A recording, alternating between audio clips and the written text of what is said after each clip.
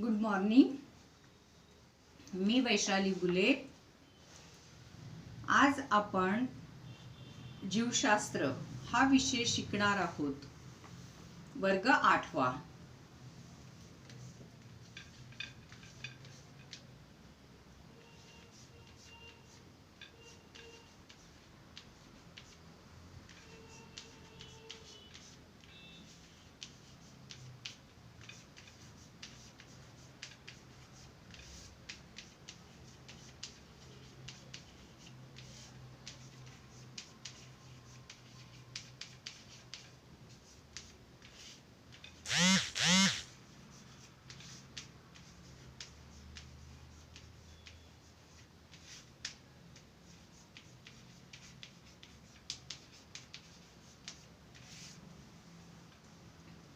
Lesson number 18वा.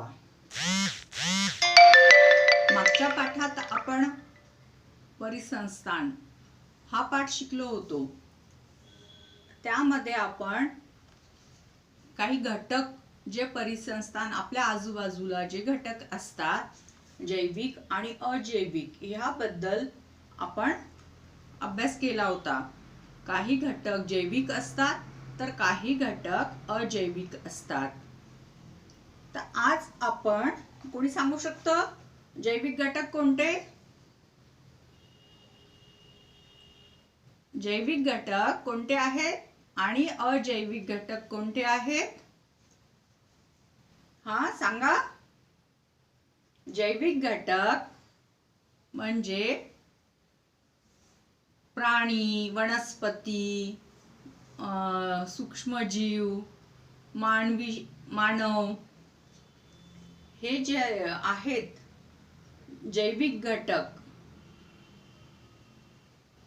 तर ते कसे असतात? सजीव.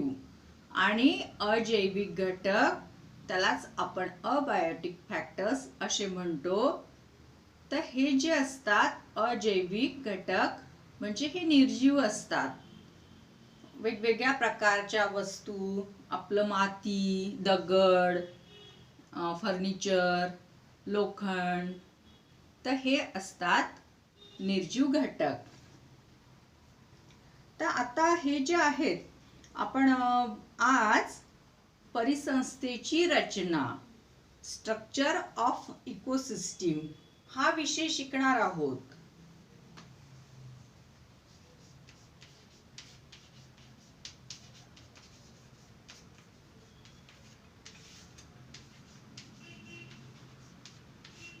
ही परिसंस्था जी असते हिची रचना कशा प्रकारची असते तर हे आज आपल्याला शिकायचे आहे. सूक्ष्मजीव हे मृत वनस्पती प्राण्यांच्या अवशेषातील सेंद्रिय पदार्थांचे जसं प्रथिने, कार्बोदके, स्निग्ध पदार्थ, पुन्हा असेंद्रिय हायड्रोजन, ऑक्सिजन, कॅल्शियम, लोह, सोडियम पोषक द्रव्यांमध्ये रूपांतर करतात आणि त्यांना त्याचे विघटन करतात. म्हणून त्यांना काय म्हणतात? विघटक असे म्हणतात.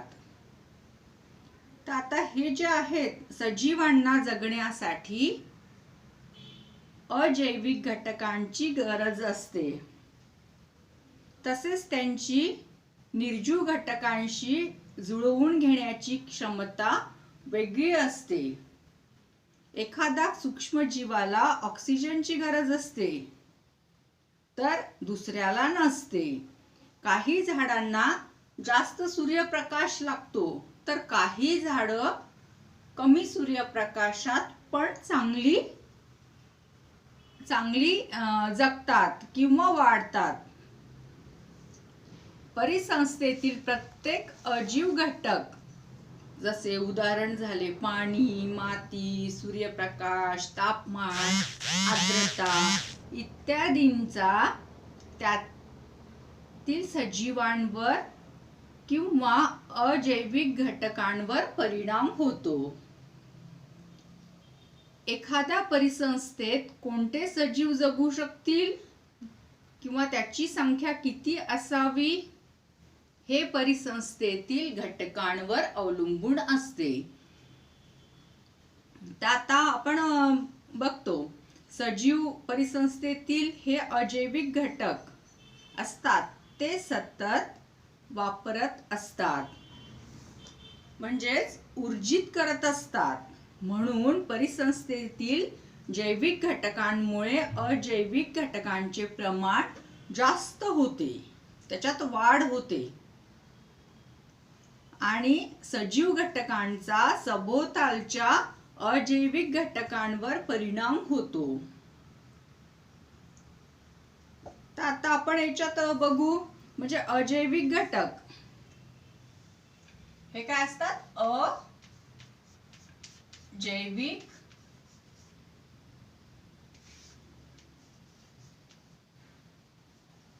घटक.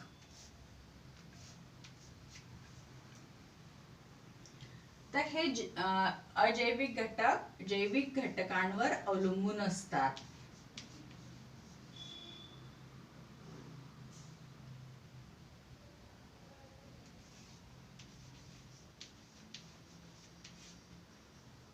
जसं सूर्यप्रकाश, ह्याचा उपयोग कशासाठी होतो? सूर्यप्रकाशाचा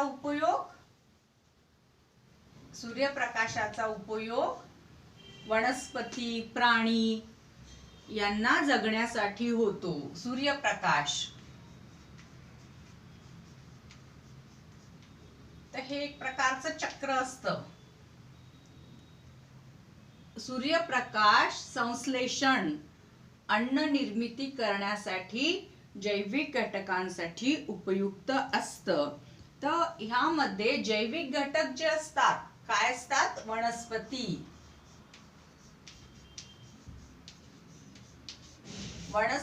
सूर्य किरणांवर त्यांचे पोषण होते आणि त्यांचे अन्नग्रहण जे आहे तर हे सूर्यप्रकाशातून होत असते. जैविक घटक यालाच आपण प्राथमिक, द्वितीय आणि तृतीय.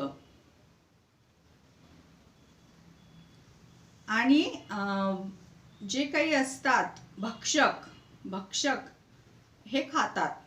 वनस्पतीला कोण खातात? प्राणी, जसं गायी, बकऱ्या. तर ह्यांना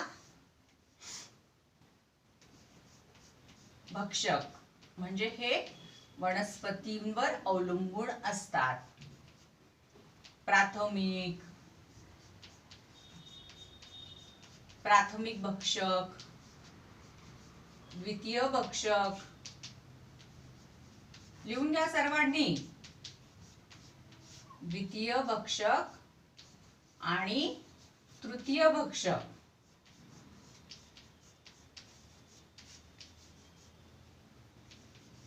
तृतीय भक्षक हे कशावर अवलंबून असतात? ह्या जैविक घटकांवर त्यांचे अन्न ग्रहण करतात.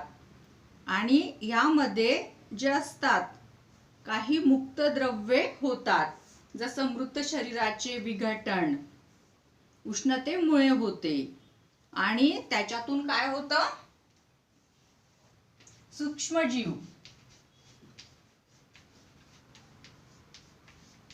सूक्ष्मजीव त्याच्यावर आपलं पोषण करतात आणि त्यातूनच सूक्ष्मजीवांचे विघटन होते आणि हे जे आहेत मुक्त द्रव्यांचे पुनर्चक्रीकरण सतत चालू असतं. ह्या मुक्त जीवांचे पुनर्चक्रीकरण सतत चालू असतं आणि अजैविक घटक त्यातून तयार होतात. पोषण द्रव्ये, सौर ऊर्जा, कार्बन डायऑक्साइड, जल, खनिजे इत्यादी. तर हे जे आहे परिसंस्थेतील घटकांची अंतरक्रिया, ही परिसंस्थेतील घटकांची अंतरक्रिया. तर हे परिचक्र असं सतत आपल्या वातावरणात चालू असतं. वरील अंतरक्रियेत सूक्ष्मजीविकांची भूमिका काय होते? सांगा बघू. सूक्ष्मजीव विघटक असतात. अजैविक घटक उत्पादकांना कसे मिळतात?